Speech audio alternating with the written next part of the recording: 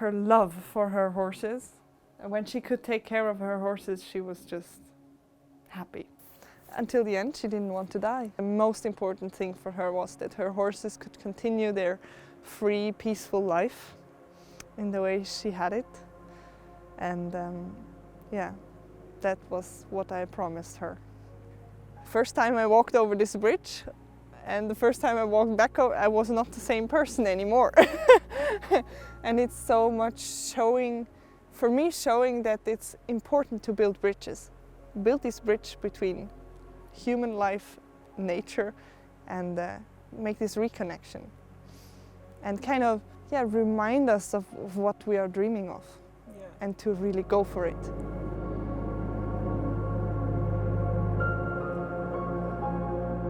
So how do we deal with what we bring, with what we experience, and what also this horse shit thing is about that may come across a bit strange at the first moment, but it really has a background which is connected to how do we live on this planet, how do we treat nature, and how do we live our own life connected also to our own happiness. And because then we come to this, we cannot really choose what happens to us, but we can choose what we make out of it.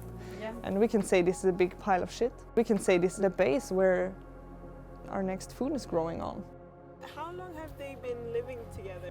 Yeah, that's something very special about these horses, because they have been living together in this herd for like 10 years, I think, with no new horses coming into the herd. So that means they are a really experienced horse family, you could say. The only thing that happened, that old horses were dying, so there were horses leaving the herd. But so how many horses were there originally? 9. 9. And now there are 6. Yes, now there are 6. So there has been quite some change in this, or like quite some loss in this herd. Have they been grieving? Have you noticed their grieving? I mean, I came to this farm in spring, or like in March, and it was so much sadness around, so much grief, really, for Tina, for the loss of these herd members.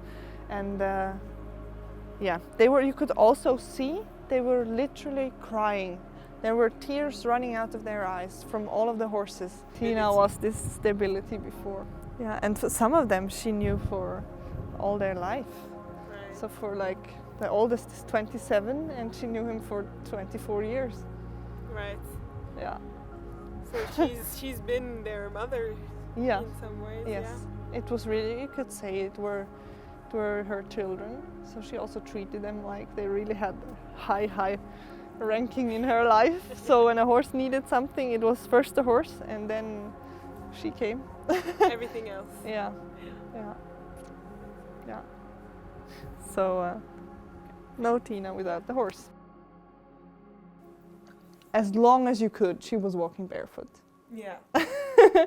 And it's like her colored story flowing into these footsteps, always like accompanying this relation to ground, or walking on ground. The horses are walking on ground, and we're kind of walking in a circle. We're going up and we're going down again. Because even the horses don't have shoes. The horses don't have shoes. Yeah, that's right. She followed the same rule. Yes. She always said, what's good for my horses is good for me too.